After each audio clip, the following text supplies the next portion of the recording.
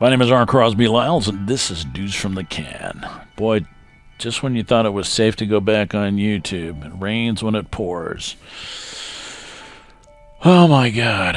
So okay, let's. This is your picture here, and I just want to say this real quick. The worst thing. Disasters are constantly happening all over the world all the time. The shit is constantly hitting the fan. Somewhere around the world, the shit is hitting the fan at all times. Has been since the dawn of time. These things, floods, fires, things are always going on. But what makes it all worse is when people panic. Right? It's the old saying, if nobody talks, everybody walks. If nobody panics, then we'll probably be okay. It's when people panic and they start doing silly things with their money and stuff like that, especially in the United States. By and large, I've seen some things about Yellowstone swelling, and the Yellowstone might go off or something like that. Have no idea. It's that's. There's a magma plume down there, and it rumbles and bumbles every once in a while, and, you've got geysers and stuff like that. Will it go off? Who the hell knows? Who the hell knows, really, about any of this stuff? It's fun to get into the conspiracy theories, but it's not really fun when the shit really hits the fan. By and large, though, if you live in the continental United States, in the lower 48 contiguous United States, you're probably going to be okay. And as far as war is concerned, as soon as Soleimani was killed, and this is something that Rick Sanchez, some of his guests on this piece here, I'm going to link this in the description. And look, this is Russian television. Some people see that and then they immediately check out. And it's like, look, I know it's Russian television. I know, you know what I'm saying? It's a lot of people have a bad taste in their mouth about Russia, and a lot of, divide and conquer kind of stuff going on the internet, and, because they're actively promoting tribalism in the United States, and politics is more tribal now than it's ever been. But there are a lot of people playing that game as well. I mean, that's how the rich stay rich, is that they divide and conquer the poor.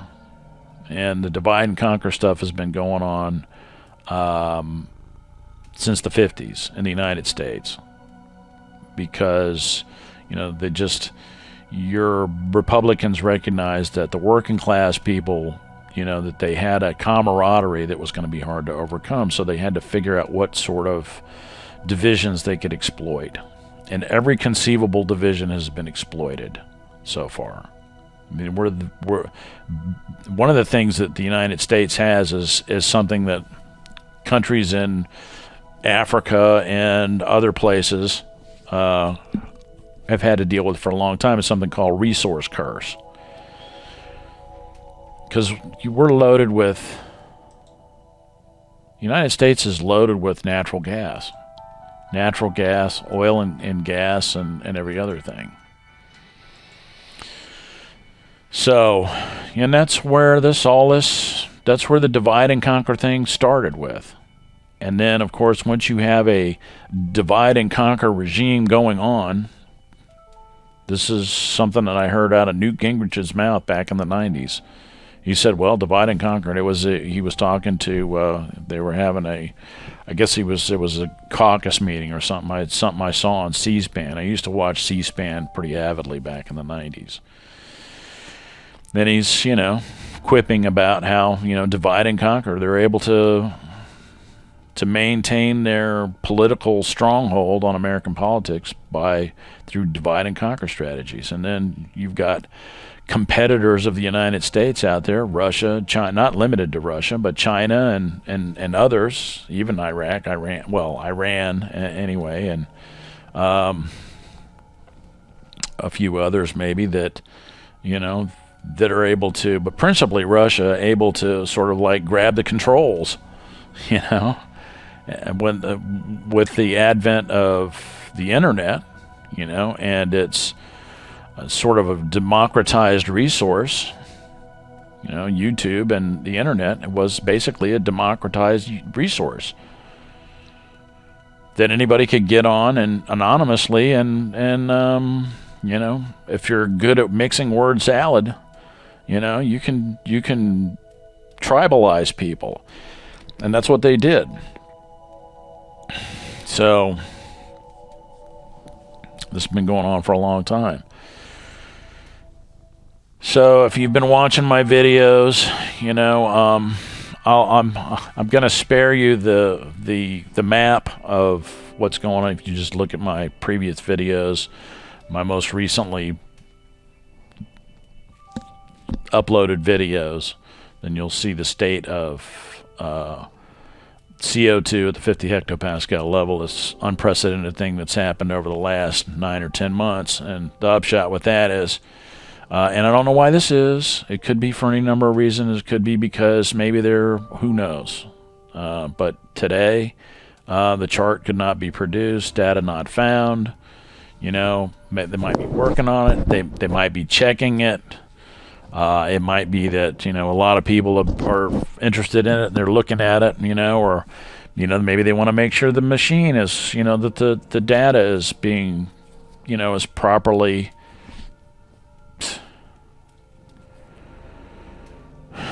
But anyway, carbon dioxide and methane, the two big things I've been talking about over the last month or couple of months. Carbon dioxide in the stratosphere related to methane releases from the oil and gas industry, and subsequent things that are going on with the ozone layer. That the ozone hole closed up early in the northern and southern hemisphere and the northern and southern polar regions, but there's kind of a hole or a trench around the equator in the ozone. But you can't really see that now. Wow, you can see the ozone. Here, let's check that out. Shit. Okay, there you go. See, that's over, looks pretty good over Antarctica. That's good. Let's check out let's look around global. Wow. Holy shit. That's kind of crazy.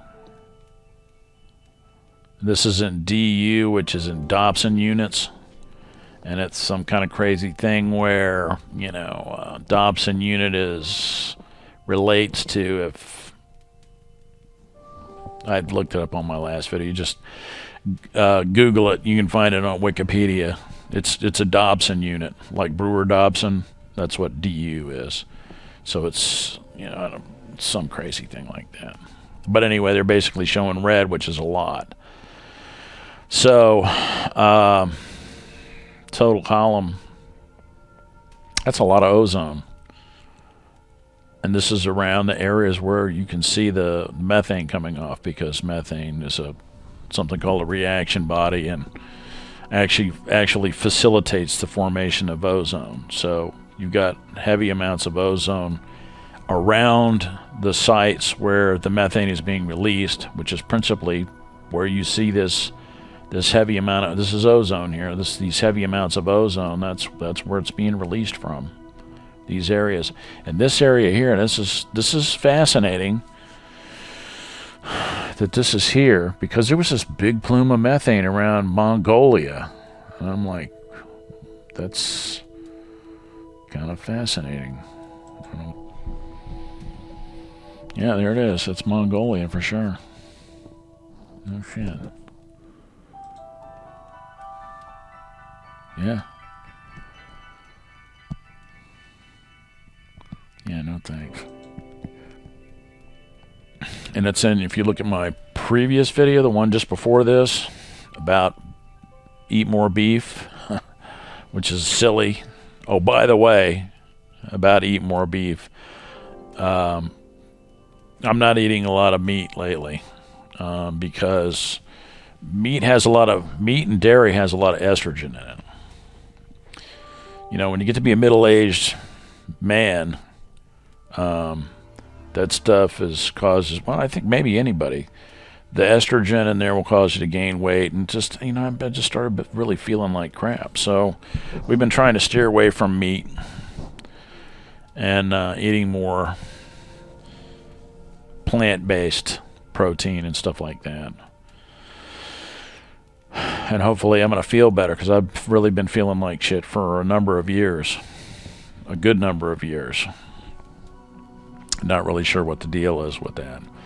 But anyway, I'm wondering where this methane is coming from in Mongolia, if it's just wafting off from somewhere else. Don't know. But it was at the surface level earlier. So there's that. But you can kind of tell here. Let me go ahead and go to the 50 hectopascal level, which is around. This is the stratosphere. So in the stratosphere, you can see there's a big trench here. This blue means that it's a lesser concentration, and the white means that it's completely devoid of ozone at that level. At that level. Step down to 300 hectopascals, which is a little lower down. 50 hectopascals is about 60,000 feet. So you can see there's even less ozone there. Stepping on back to 500 hectopascals, which is where you look at geopotential height, where you can see the air patterns, bubbles, things like that. Same deal. Of course, this is ozone still. That's fascinating there. So yeah, that equatorial area is kind of like, well, that's interesting. And you can see that equator sort of devoid of ozone. This is interesting. This has got to be from the fires. Well, that's fascinating. So fires produce a certain amount of methane and principally formaldehyde, which will also produce ozone, because it's a volatile organic compound. Surface level. Yeah, there you go. Well, that's fascinating. Huh. Okay. Yep, that's from the fires. Sure enough. Wow. I'm going to have to remember that. You can really clearly see. Because if you go to the fire activity. Yep. Look at that. Yep. Okay. So that's something to look at. Because I'm always looking for ways to verify, to cross-verify, I'm looking for gases that you can see that are indicative of things like fires, and to understand that better. But anyway, again, carbon dioxide and methane, file not found. Right? File not found. This chart cannot be produced. Data not found. And it's happened before. I've seen this before. Maybe every now and then they check it. They say, well, let's check this and make sure it's cool or whatever. I don't know. I'm only guessing.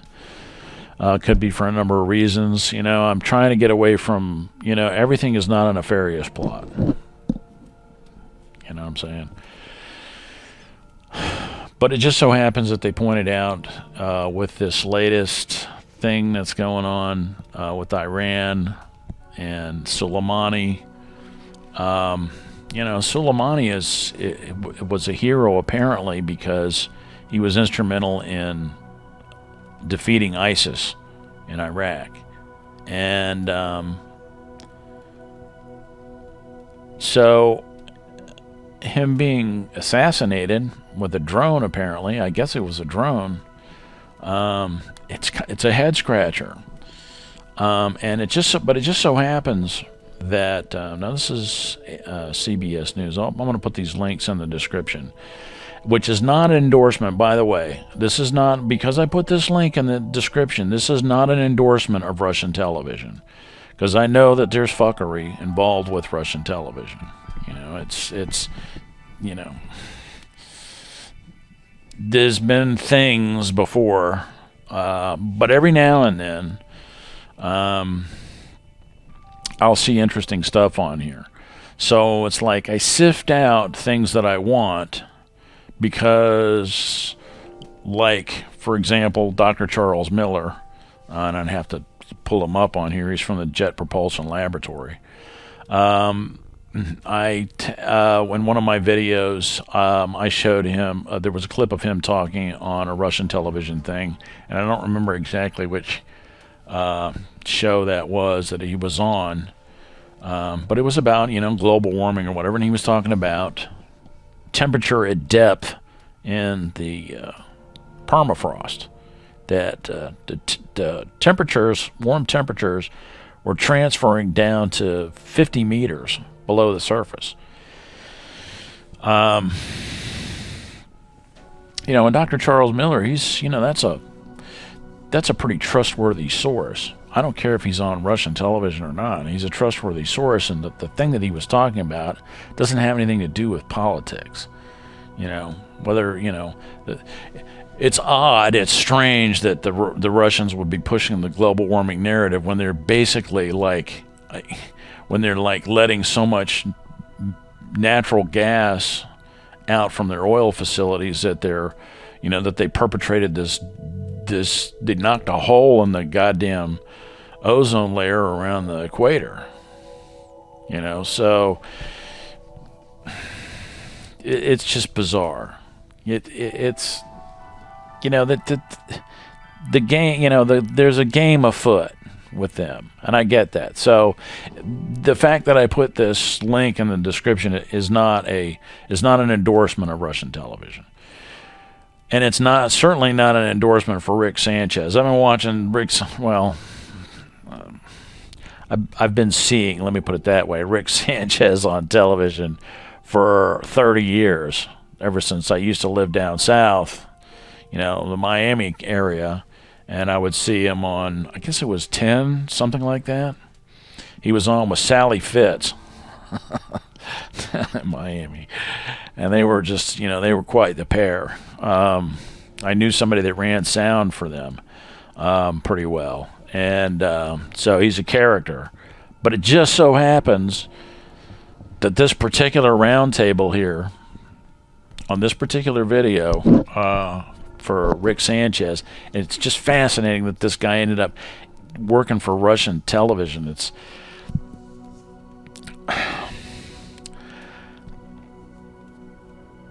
you know, it's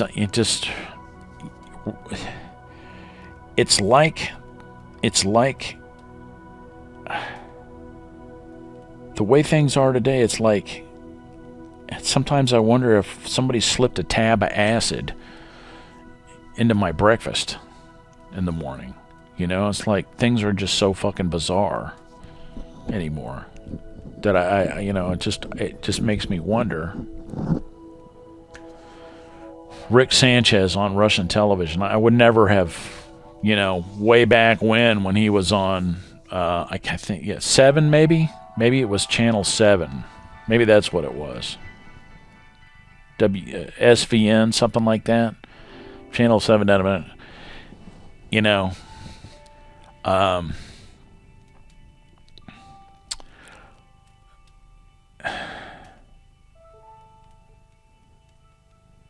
you know, he was always the biggest if it bleeds, it leads kind of guy. You know, so I don't know. Maybe he's just happy to have a job. Maybe that's what it is. I don't know. But he's a character. Rick Sanchez is a character. And nevertheless, he got some people on this panel that are, you know, Ron Paul.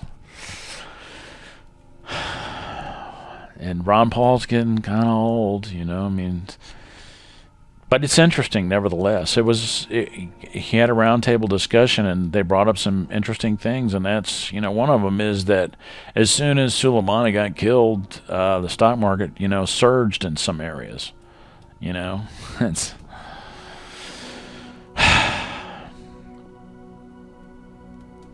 so I don't know, read that how you want to. And, you know, the Democrats and the Republicans, everybody's got to say, well, you know, Soleimani was a dirtbag. They have to preface whatever they were going to say, but it was, you know, it was bad timing, it was bad decision making, blah, blah, blah. Usurp of power of the president, blah, blah, blah. But first, we got to say that Soleimani was a dirtbag. Well, okay. But he was one of the people in this round table, a weapons inspector, I can't remember the cat's name, said, well, he was a skilled combatant. I thought that was interesting. So, which I guess he was, you know, and he's been around for a long time, pretty well known. But they're saying that the decision to kill Soleimani is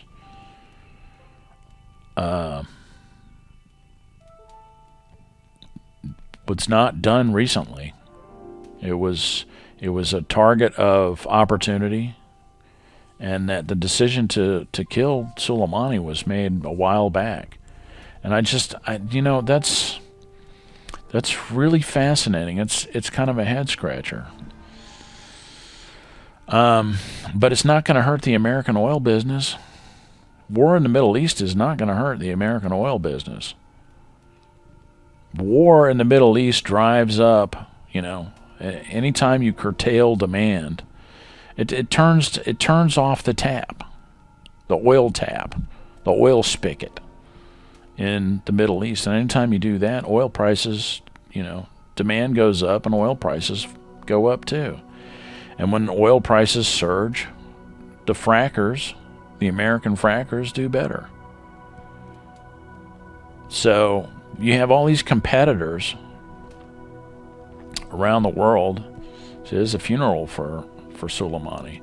That's a big ass funeral, you know.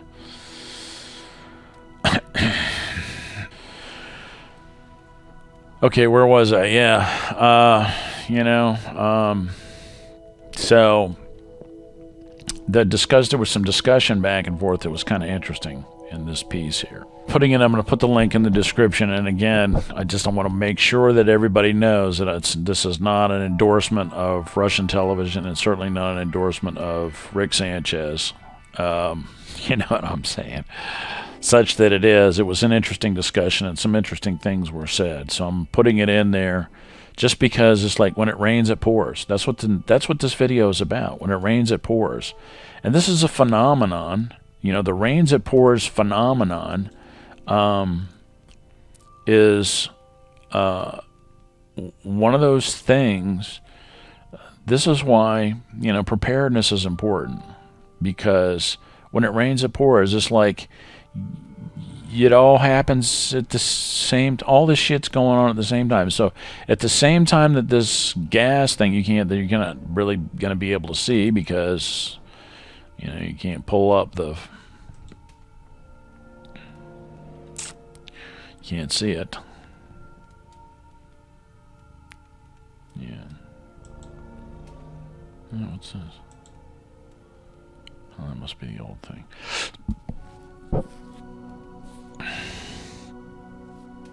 You can't see the carbon dioxide anymore, and you can't see the methane. You see this chart. But at the same time that this mass of CO2 wrapped around the equator is going on, that shit is going on, and that's another thing too. You know, that this Soleimani thing comes along, and that's just going to blow this away as far as news is concerned. You know, just forget about it. You know, everything else goes out the window. Forget about everything else. And then on top of that, there's this thing going on with Puerto Rico, that there's a swarm of earthquakes. So this is another thing that's in the strong 6.4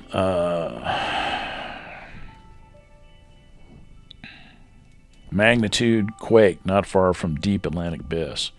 So this abyss right here is 27,000 feet deep. This is the deepest point in the Atlantic, right by Puerto Rico. And we're having all these earthquakes. And this thing here, see how there's like a gorge there. It's like I don't know what you call that.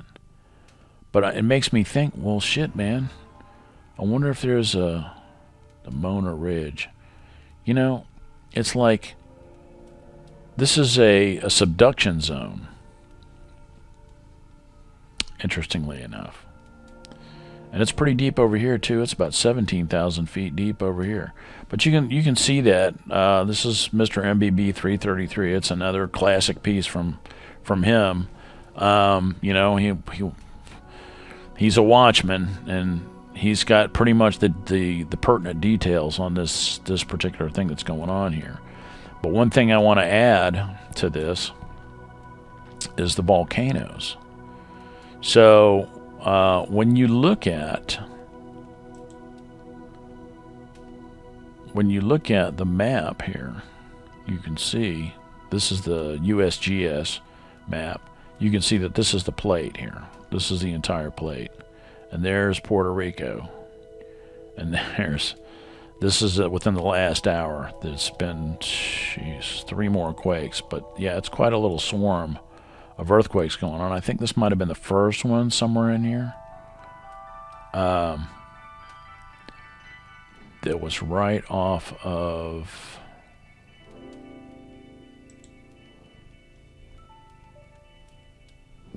Indio, south of Indio. Yeah, that's where he's got the mark there. And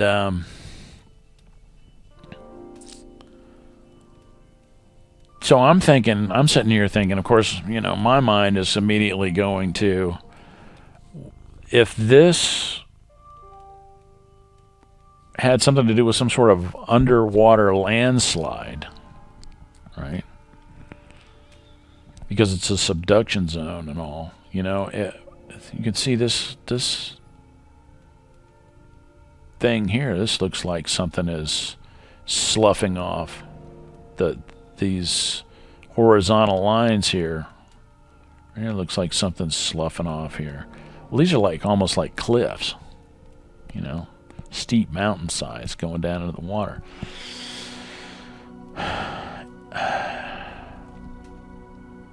It just makes you wonder, you know, is there some sort of a landslide, an underwater landslide, which makes me think that, goddamn, if there was a landslide, you know, it almost looks like, you know, Puerto Rico could just go sliding right into the trench there.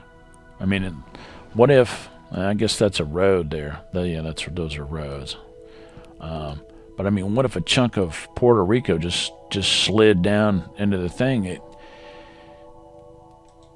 That would cause a tidal wave. That could potentially cause a tidal wave to, sweep right across these islands, you know? That'd be bad. And then go right up the eastern seaboard, right?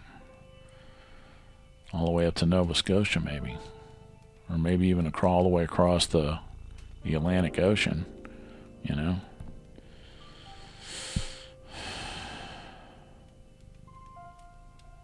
So there might be reasons why that won't happen or can't happen, you know?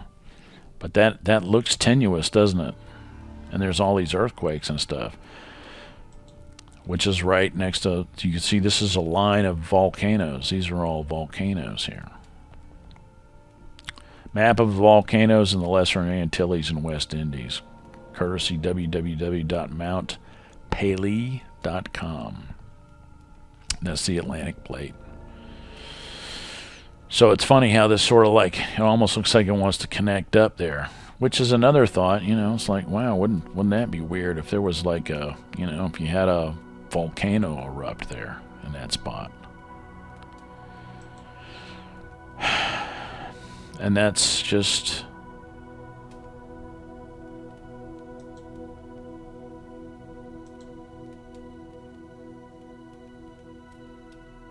more rains it pours kind of crap. The Iran situation scares Joe Rogan. It's hard for me to imagine Joe Rogan being scared about much. Let me just say this about that, you know, I like Joe Rogan and everything. He's looking kind of rough these days. On and off. And I hope he's okay. You know what I'm saying? Best wishes to Joe Rogan. You know, I don't, you know, he might be under the weather, might be a little under the weather. I don't know. But I notice he looks a little rough sometimes.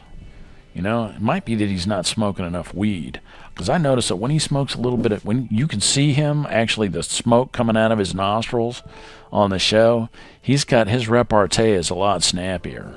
So it may be that, you know, I don't know, ever since he interviewed Snowden, you know, I wonder if that kind of went to his head a little bit. You know what I'm saying? He's thinking, wow, man, you know, I interviewed Snowden. Now I'm the real thing. You know, I'm a real deal. And, you know, and he buckled down and quit smoking weed. You know what I'm saying? And, you know, but the weed might actually, you know, he might have like some kind of ADD kind of thing that's helped, you know, by a little weed. You know, he might do a little better with a little weed. So I'm just saying, I don't know. I don't know. I don't smoke. I don't do any drugs at all, personally. I've been clean and sober for over 20 years, 22 years almost. So, believe it or not, you know, when I'm tired a lot because I work for a living. So sometimes I get on here and I got to make a video, but you know, you can hear it in my voice. I'm tired. Hopefully that dietary change will help with that. But anyway, so, you know, I don't know if he's tense about it. One of the things that Joe Rogan mentioned on here is that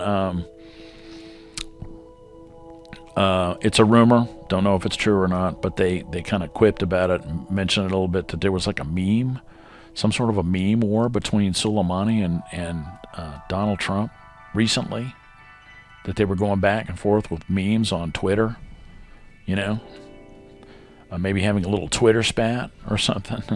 So, you know, maybe Trump got pissed off, and you know, but that's total rumor. I don't know. I'm going to put this video in the description, and you can check it out and, you know, decide for yourself. I have no idea. I just, you know, it's just one of those little things. This is what conspiracy theorists do. You know, you see something that's plausible, and then you spitball it. Is it possible that Puerto Rico could slip into the trench, or part of it, you know, or there could be a big landslide there that would cause a tsunami? Yeah, maybe, I don't know. And then, you know, because of that big trench there, you know, what's involved with the fluid dynamics? How bad would it be? What, you know, there's a lot of, the devil is in the details, you know, there's a lot of particulars there. So would that be serious? I don't know. Is it possible that a Twitter war between Donald Trump and Soleimani triggered the assassination of Soleimani? I don't know. Probably not. You'd think somebody would talk them out of it. But just got to watch that video, I guess, and see. Now here's another one. The fires in Australia. I've mentioned something about it before. I don't want to trivialize what they're going through. They've had a lot of fires. How the size of the Australian bushfires compared to California. So there's a couple of things to note here. I'm going to put this link in the description also. And this is not an endorsement of Paul Joseph Watson. I don't agree with everything that comes out of any of these people's mouths. You know what I'm saying? The way I look at it, take what you like, leave the rest. Right? Anytime I put a link in the description, that's not an endorsement for them. It's about the material that's there. And that's how I look at it, you know. People come with interesting information. I take the information and I dispense with the narrative. I look and see and I judge for myself. Well, how factual is this? It allows me to treat it allows me to consider the source. It allows me to consider the information that I've already heard. Because the narrative is that wildfires are because of global warming. That's the narrative. But there's more to it than that. And so in order to get the other side, I have to listen to all the sides. You know, I got to give them their due. I mean, you know, people that have, to personalize it, you know, I don't particularly like Rick Sanchez. Never have. I've always thought he was an asshole. Really. Not so much now, you know. I kind of like, I don't know. I see another, you know, the guy's just trying to make a living. You know what I'm saying? He is what he is, and it's not, you know, just hating on people we're just people, just trying to get along. So hating on people, it ain't gonna work. But I try to listen to people that I don't like or that I disagree with, because I need to listen to the message and not the messenger. I focus less on the messenger. Resentment can cloud judgment. So I listen to people that I don't like, or that I listen to what they have to say, because they will present information that might be hidden in every other source. Valuable information. So I want to see the big, in order to see the whole picture, I want to see the whole picture. I don't want to see half the picture. So I'll go and watch Rachel Maddow, and then I'll turn around and watch Tucker Carlson. I watch both of them. Because I'm not going to fucking put one eye. You know what I mean? It's like putting one of your fucking eyes out. It's ridiculous. I'm going to watch them both. Because in order to see the whole picture, you got to watch both of them to get the whole picture. And I like Rachel Maddow. You know, the thing about Rachel Maddow, and you know, I know she has a depression issue and stuff. I don't really know what's all with that, and you know, she's when she's connecting the dots, man. When she's hot, and I mean that when she's really connecting the dots on stuff, she's great, and it's, you know, it's fabulous to watch. But sometimes, you know, she's not. Sometimes she's just, you can tell she's just phoning it in. She doesn't really, you know, she's maybe working on something else, or. And at those times, my advice to her, I could watch Rachel Maddow do the weather. Really, seriously. I could just watch her just talk. I could just watch her just read stuff off the wire. Just read the headlines. Just do the headlines. And that's what I would say to her. Look, if you're not really into it that evening or whatever, and you know what I mean, you don't really have anything to talk about, just read the stuff off the wire. You know? I just love to see your face. You know, just read the stuff off the wire. I know she's a lesbian and everything, and I don't care. That's, you know, I like Rachel Maddow. I do. You know, it's not a fucking some sort of bizarre sexual thing or anything. I just like Rachel Maddow. I do. I always have. You know, she's smart, and it's just, you know, she looks like a fun person to hang out with. You know, lesbians can be a lot of fun to hang out with. Really, you know. I mean, really, you know, especially somebody that's got so many fascinating things to talk about. So anyway, there's that. I don't want to get into that too much. Paul Joseph Watson, you know, he's another one, so I'm going to listen to him, you know, and at the same time, I'm going to listen to everybody. I'm going to listen to what they have to say. So here's the thing. With the global warming, Michael Mann shows up. He wrote this. He's written 4 books. I don't know if I can find that. There you go. Tipping point is playing out right now, says climate scientist Michael Mann. The man has written 4 books on climate change. And it just so happens that he shows up in Australia during this fire. Now it's for something else. They're having some sort of symposium or something on global warming and this and that. But the guy wrote 4 books. I mean, is it possible that he's going to sell a few more books? You know, when somebody sees your face and they say, well, you know, and he's written 4 books, you might want to go and see what he wrote. And maybe buy one of his books. So maybe book sales go up whenever you see his face and there's something going on, like a bunch of fires in Australia. So that's the narrative. The narrative is fires in California, global warming. Fires in Australia, global warming. You know, I'm sure it's a contributor.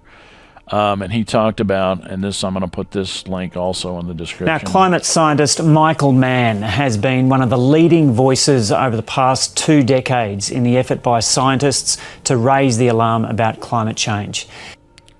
So there it is, and he's going to go on to say he's written 4 books and so forth. So for over 20 years, he's been raising the alarm about climate change. He's been raising the alarm about climate change. He's written 4 books. There's a fire and he shows up. A bunch of fires. So Paul Joseph Watson puts up a video, the truth about the Australian bushfires. So there's a bunch of stuff going on here, apparently.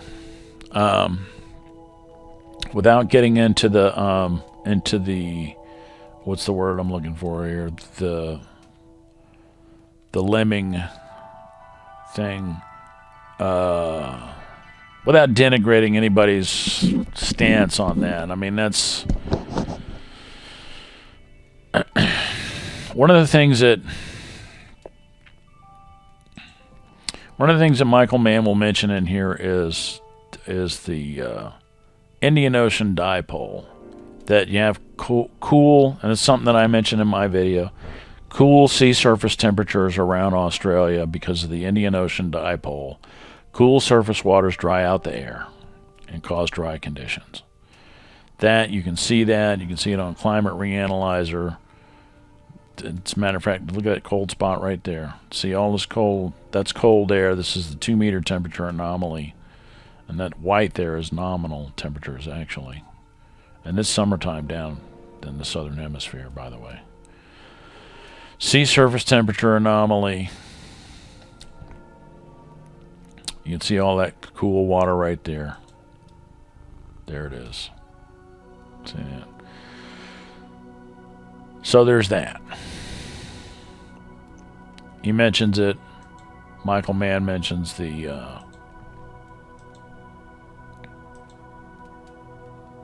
wow, what the hell's going on there? Yeah, okay. So, there it is, 45 degrees. You know, it's not as...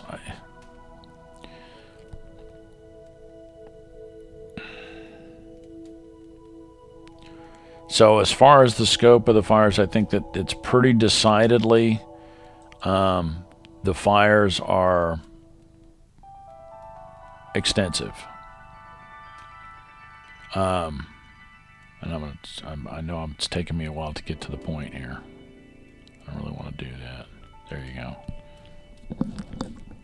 Of climate change, right? Make no mistake, the tragedy unfolding in Australia is climate change based. Wrong. For weeks, we've been bombarded with this relentless, sustainably terrifying and burned alive. Look at this satellite. Okay. That's a satellite image? Wow, that's... Wow. Yeah, that's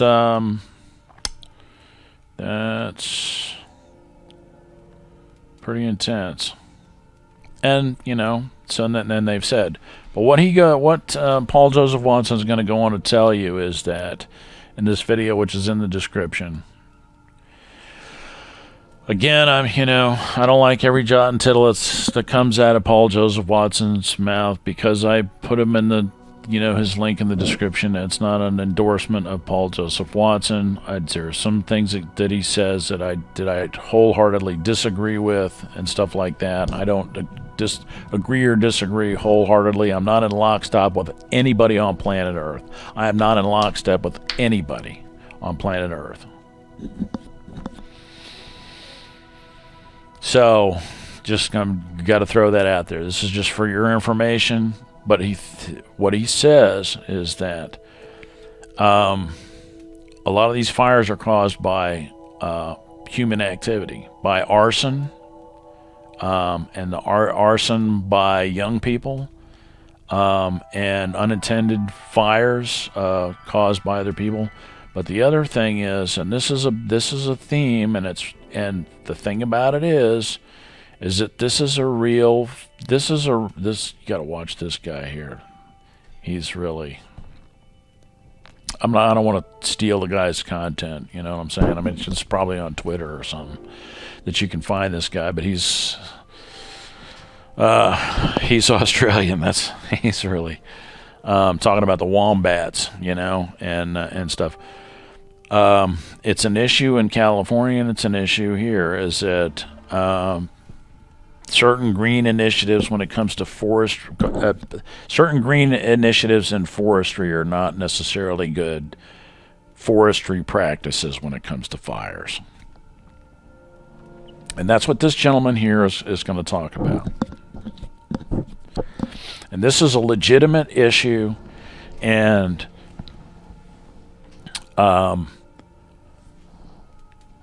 you can't. This is why, you know, the devil is in the details. You can't just randomly decide that one element is going to be the end cause of whatever. Yeah, you might have some dry conditions, but it has to do with, you know, changes in the Indian Ocean dipole, and you got colder sea surface temperatures, and that may be due to global warming in the sense that it's changing the thermal haline overturning current, but also that there are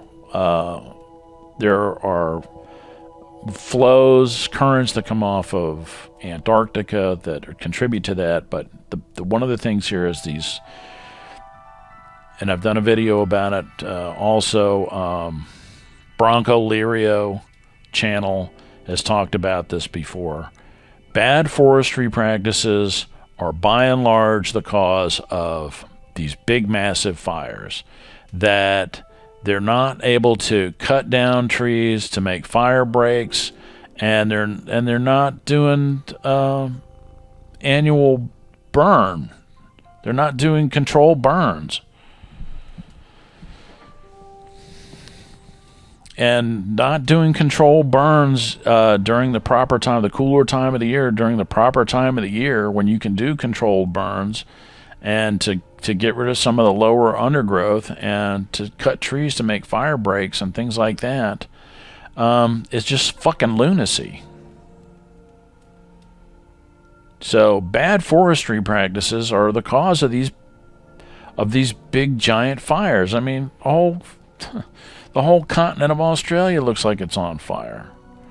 You can see this thing going on up here. How the size of the Australian bushfires compares to California. And it looks like it's just ridiculous. This thing here is just, that's absurd. Yeah, that looks very much like this picture up here. So, you know, I don't know how it compares to, you know, I think they're showing a line there. So,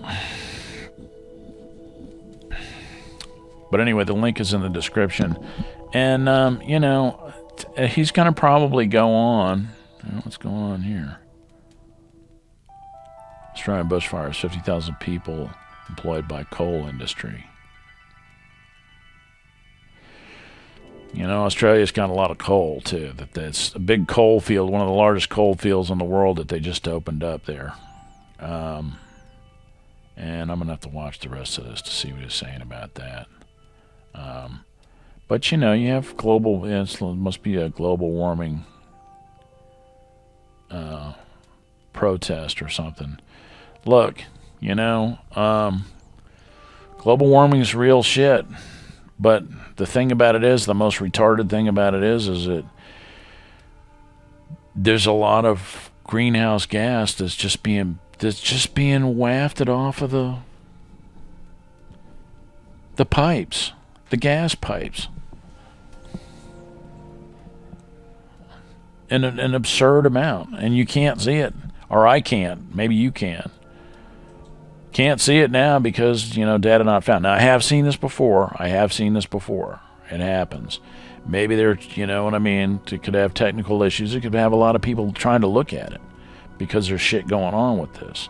The carbon dioxide forecast and the methane forecast. And it's just absurd. You can see all the methane leaking off of those pipes. You can definitely look at my previous videos. I'll put the links in the description. But all this fucking hell is breaking loose at the same time. And, you know, political forces use the narrative of global warming to mobilize people to vote in particular ways and stuff like that. And, you know, and we end up with this meet the new boss, same as the old boss shit, which is the thing I worry about. You know, listen, I've been a Democrat my whole life, you know, but I wonder about that. You know, this is why people really like Donald Trump. Is he a moron? Is he not a moron? Fuck, I don't know. But the vain hope is that somehow or another, he's going to, like, shake some bananas loose for working people. You know what I'm saying? That he's going to, like, somehow or another, he's going to, like, produce. You know, and NAFTA is, you know, they've got some other deal other than NAFTA, the Canadian-Mexican U.S. trade deal. I can't remember what the hell the name of it is. It's got some funky name. You know, they're doing something, but that's the vain hope, and hopefully, and people are hoping that he's not going to break anything too valuable. You know what I'm saying? And the Soleimani thing, you know, has got people. I mean, when I look in my neighborhood and I see these old guys, these middle-aged men walking down the street, people that you don't really normally see walking around, they're walking down the street like they're taking a walk.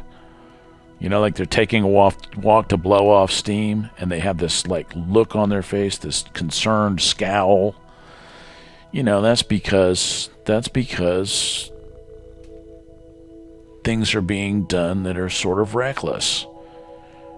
You know, and they've got their life savings tied up in the stock market that's been doing pretty good for a while, for a number of years.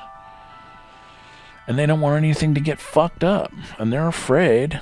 You know, when you see Soleimani get killed for apparently not, you know, no good reason that we can, you know, reasonably ascertain as normal folks, you think, well, shit, man, we got a reckless dude in the Oval Office who's going to fuck things up. You know, and a lot of people will just, like, not worry about it until their money gets fucked up. When you start hitting people in the pocketbook, that's when they start getting pissed off. Will it hit them in the pocketbook? I don't know. Just apparently, to hear these people on, you know, to hear Rick Sanchez and them tell it, stock market surged in certain ways, in certain areas. Surged when Soleimani got hit. So, you know, and it's not going to hurt the oil business. Chaos in the Middle East is not going to hurt the oil business in America. You know, United States is the top producer of oil in the world now. That was, you know, it's... So, oil and gas, we got it coming out our ears. Yeah, and, you know, and there's your geopolitical shit. Russian television, right? Russia is a big competitor. Russia was the biggest producer of oil in the world for a while. They may still be. I don't know if we've overtaken them yet. But oil and natural gas were competitors with Russia, direct competitors. You know? So that's what a lot of this geopolitical maneuvering and menangling is all about. It's about, you know, the global warming. Why does Russia push the global warming racket? Because U.S. oil and gas production is more susceptible to being the oil and gas spigot in the United States is more susceptible to being turned down as a result of green intervention. This is why the global warming racket is pursued in Australia, to turn down the coal spigot in Australia, because that's a direct competitor with American coal fields and other coal fields, and that coal is being sold to India, and they want to open coal-fired power plants in Africa, And if you look at the map in Africa, Africa is not, people talk about the carbon footprint. And Africa really, this is probably from fires right here. That's carbon monoxide. Africa, just the carbon footprint's not that bad. Oh, you can see them fire. That's probably, not really sure about that. That might be industry there. So, anyway, that's it. When it rains, it pours. And this is another long video. I hope you guys like long form. Some people do. You just want to hear me talk. But there's all this, there's all this stuff going on. And the rains, it pours thing is like a thing. That's a universal thing. Well, we would have done okay if it was just the band of CO2 in the stratosphere around the equator. But then there was the Soleimani thing, that triggered this, and then there were some volcanoes, and then there was this, Puerto Rico slid into the Puerto Rico Trench and shit, which is 27,000 feet deep. That trench right there is 27,000 feet deep. Was that 5 miles? Some shit like that. 27,000 feet deep right there.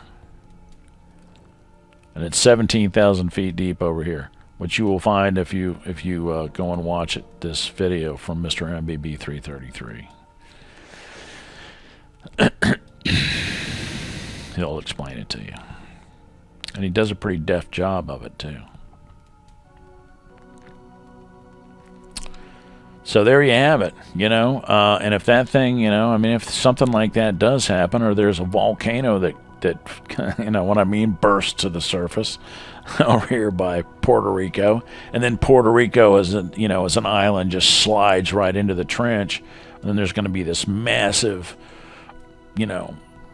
tidal wave that just sweeps across the eastern seaboard, and goes all the way across over and swamps United Kingdom and Spain, or Puerto Rico. Puerto Rico.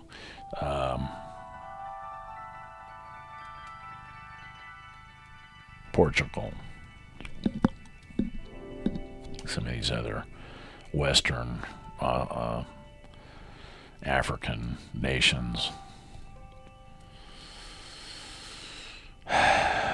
So, it's a stretch. What's going on over here? Yeah, see, and this is volcanic. Hawaii, right? Well, yeah. Right. But that's nothing like this shit over here. And that just happened right there. So, there's a lot of geologic activity going on.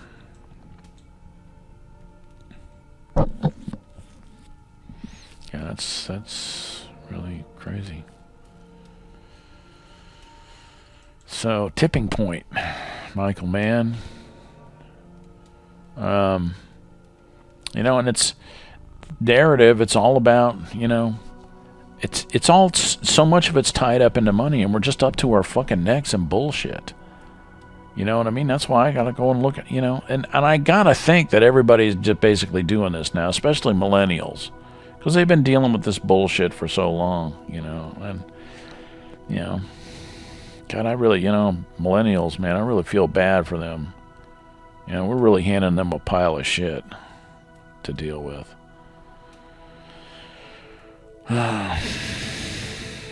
And I know I said in a previous video, and I was kind of joking, that millennials really are the worst. But you know what? They're really not. You know, that's blanket statements like that are horseshit anyway. You know, they're not any different than any other generation, really. But it's just, yeah, we're up to our necks in bullshit, and everybody's selling their narrative, the narrative that's going to sell the most books for them, or, you know, or it's going to scare you into watching their video, and you know, the most plausible conspiracy theory, you know. Here's the polar bear scare unmasked. You know, that's another one.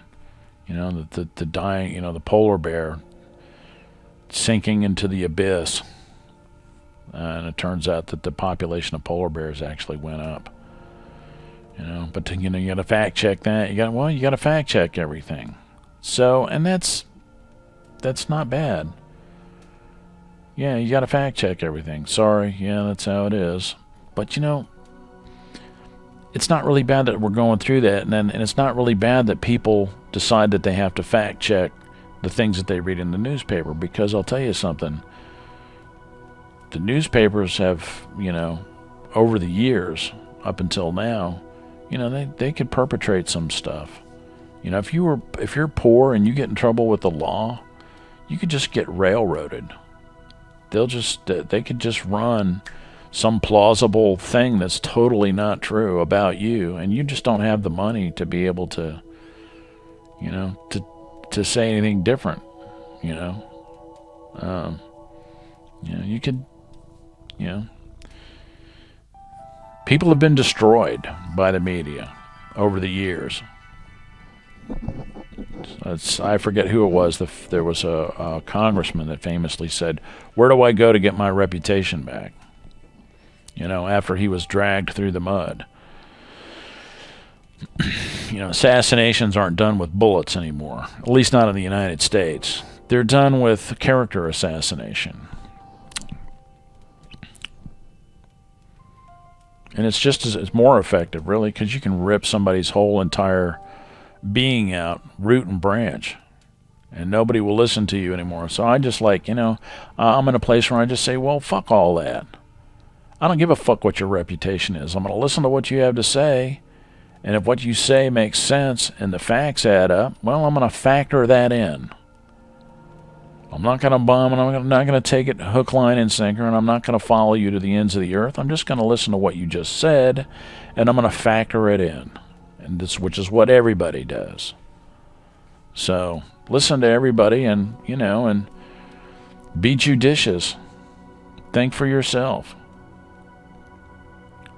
That's all there is to it. And that's all I got. My name is Crosby Lyles. I love you guys. Thanks for all your support. This is going to be a long video. I'm not going to edit it very much. As a matter of fact, I may not edit it at all. Just because I want to put something up, and, you know, and that's it. You know, it's... You guys know this is how existence is. This is an existential thing that shit just sort of like... Existence, we go through these phases where there are these vortices of, you know, of randomly connected, coincidentally connected events, disparate events around the world that just turn into a vortex of chaos.